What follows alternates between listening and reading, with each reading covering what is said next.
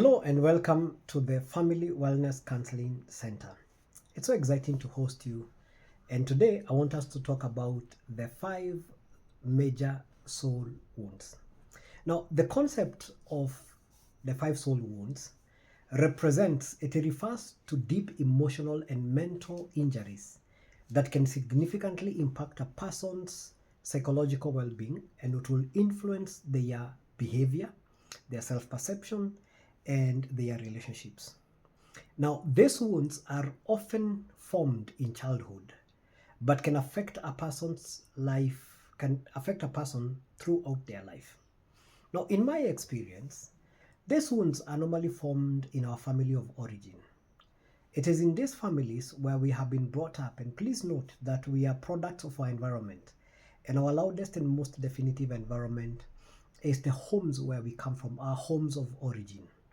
Now, some homes are very dysfunctional, and rather than be a place where children can be nurtured and can be loved, and the best version of themselves can be brought out, where their potential is incited and provoked and is realized. Sometimes homes can be places where there is a lot of injuries in our mind and in our emotion that is going through. But I thank God for families where the opposite is equally true. However, it is important for us to note that some of these injuries are also received, they're also formed way later in life, maybe in school, in college, at a place of work, or in the relationships that you have had, either a marital relationship or a romantic relationship that you thought would end up in marriage. And within these places, these safe places where we are at, then we end up finding ourselves, being injured emotionally and mentally. Now, these injuries are associated with core emotional needs not being met. And each wound relates to a specific emotional pain and a specific coping mechanism. All right, so these injuries, there's a core emotional need that is not being met, when these injuries are being formed. And it also relates to an emotional pain, and for us to deal with the emotional pain, there is a coping mechanism that we come up with. Now, what are these 5 soul wounds? One of them is humiliation. We also have abandonment. Closely related to it is rejection. Then there is betrayal and injustice. Today, let's talk about humiliation. What is humiliation? Humiliation occurs when an individual feels degraded or disrespected, often causing a deep wound related to their sense of worth and dignity. And I know we've gone through experiences where we felt degraded, where we felt disrespected, where we felt powerless and insignificant. Now, how does humiliation impact our self-esteem, our self-perception? Humiliation directly attacks a person's sense of self-worth. When people are humiliated, they feel small, powerless, and ashamed. Allow me to say that again. When you go through humiliation, you feel small, you feel insignificant, you feel powerless, and you feel very ashamed. This leads to low self-esteem. It leads to feelings of inadequacy and a strong fear of being criticized or ridiculed, even if the criticism is constructive criticism. How does humiliation affect our emotions? Humiliation is associated with chronic feelings of shame. It's also associated to chronic feelings of anxiety and feelings of inferiority that present in different ways and in different circumstances. It often creates a need for validation from others, so that one is constantly wanting to be validated. That is what humiliation does. There's a need to be validated because you don't feel you're good enough. And that's what has been put into your mind, and that is what has been spoken. You do not feel good enough, and so there's a need for constant validation. so that you're not very sure if you are good enough, if you're good enough. Conversely, the opposite of it is that people would, on the opposite, rather than seek for validation, one can isolate themselves to avoid further humiliation. This isolation can also be evidenced by poor performance, because you do not want to be at the forefront. You don't want to be seen. You don't want to be visual, because you're not very sure how people are going to handle whatever it is that you're doing. What is a common coping mechanism when humiliation is in the picture?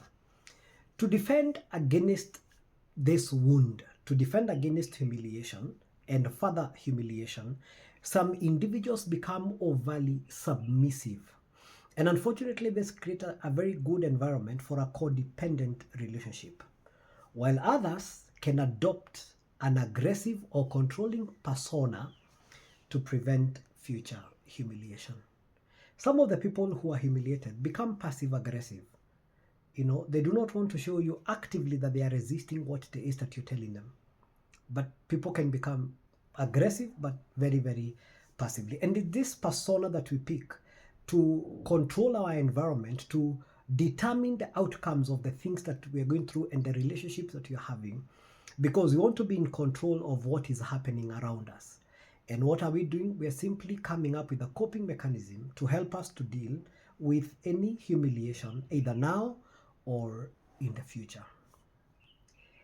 This emotional wound, humiliation, and the others you're going to see often leads to psychological maladjustments.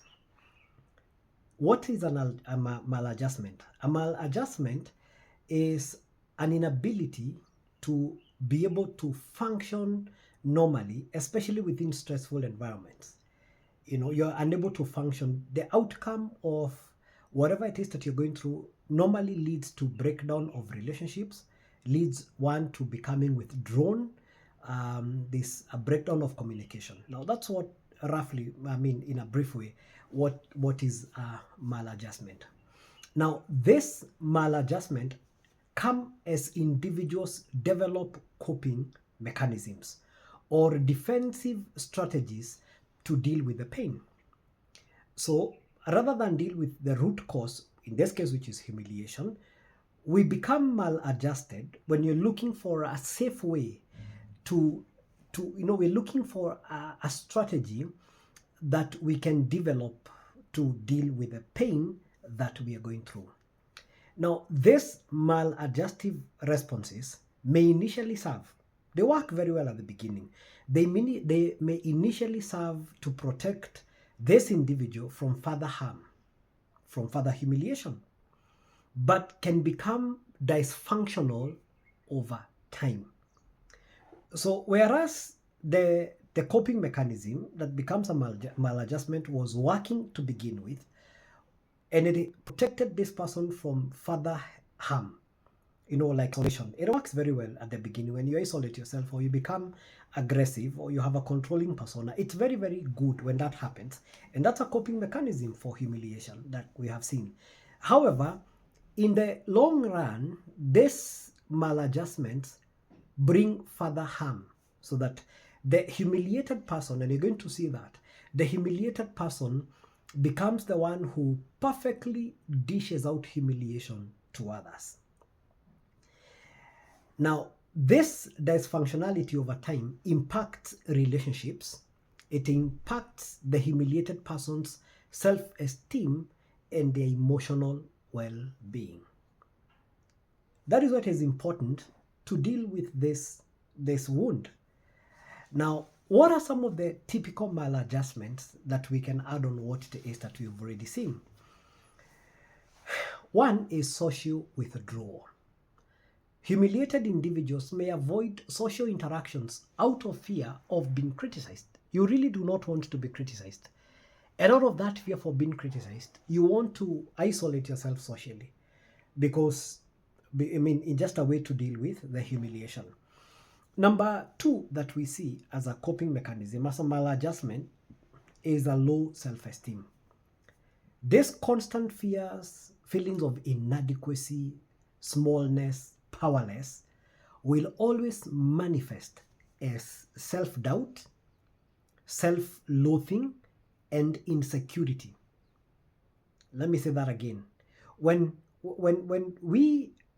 this the constant feelings of inadequacy that is associated with humiliation, the constant feelings of being small and inconsequential and powerless will always manifest themselves as self-doubt, self-loathing, and insecurity.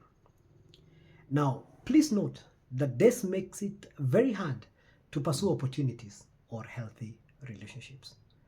Some people are unable to function and perform at optimum, not because of anything else, but because there's a lot of self-doubt, there's a lot of self-loathing, and there's a lot of insecurity in your giftedness and in your potential. What is the other maladjustment that we see that is associated to humiliation? Is perfectionism. To prevent further humiliation, some individuals may develop perfectionistic tendencies, seeking approval through flawless behavior and achievements. So whereas on one hand, you have somebody who is struggling and dealing with a low self-esteem, self-doubt, self-loathing, and insecurities, you have on the opposite side somebody who is so perfect and is so good in what it is that they are doing.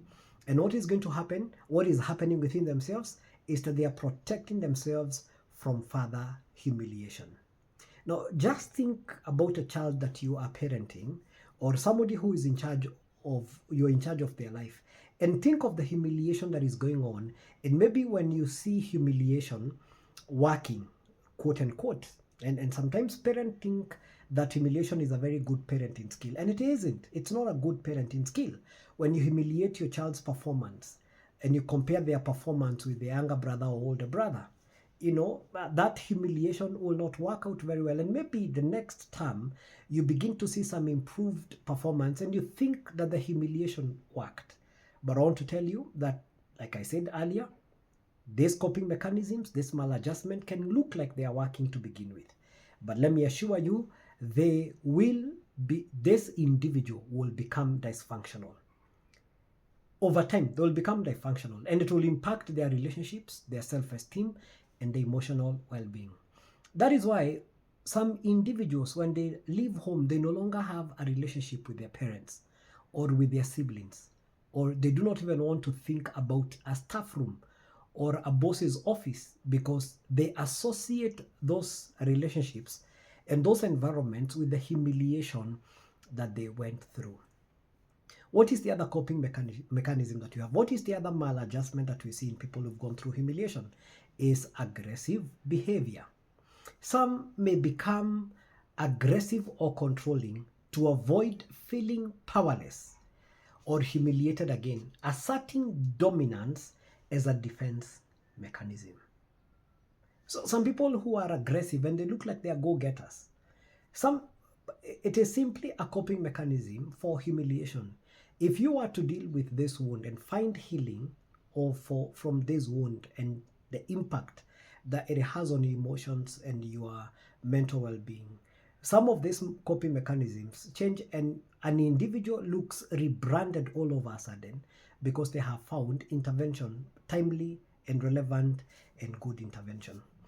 Finally, what is the other coping mechanism that we find with people who are humiliated? Is that they become overly sensitive to criticism. An exaggerated response to even mild or constructive criticism, perceiving it as an attack on their worth, is a clear sign of a coping mechanism of somebody who is dealing with humiliation. What to do? Reach out to us at Family Wellness Counseling Center. Let's begin this journey to a better you, to better mental and emotional health. Until next time, thank you very much.